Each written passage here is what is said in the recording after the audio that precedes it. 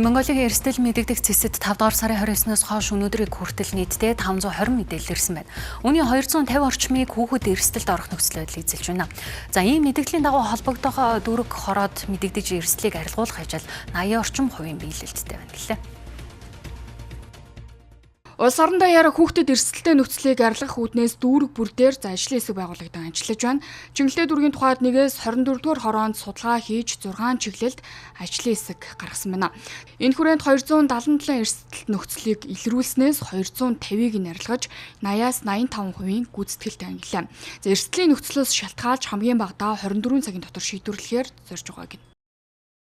Чиглэлээр ерөнхийдөө ил задгаа кабель утас гэрэлтүүлгийн ил задгаа нэг тагжуулах тэгээд тараншааны нүх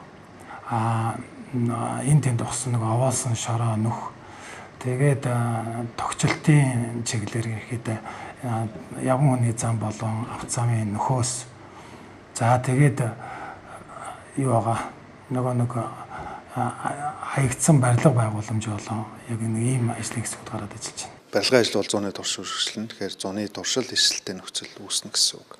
За асуур үйлчлэгээний багийн хувьд гэх юм бол айл болох хурдан буюу мэдээлэл ирсэн даруйдаа бид нар гараа явж байгаа. Хүн өсний одоо боломж шалтгаанаас болоод одоо маргааш нь очих юм тохиолдол бол байна. Гэхдээ бидний гол барьж байгаа бодлого юу вэ гэхээр орон сууц орчмыг бол сөөхн хариуцсан.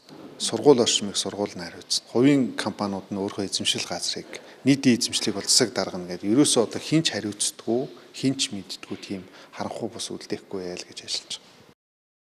Эрсдэл байдлын мэдээллийг 9 дүүрэг 21 аймгийн хэмжээнд авч орон нутгаас ирсэн тохиолдолд аймгийн засаг даргад мэдэгдэх албан даалгавар өгөх, цаашлаад хариуцлага тооцох байдлаар ажиллаж байгаа гэсэн юм а. За тухайлбал Төв аймгийн Заамар суманд гарсан 3 настай хүүхэд цооногийн нүхэнд унах эрсдлийг арилгаагүй Редуалхын компани тусгай зөвшөөрлийг цуцалсан байна.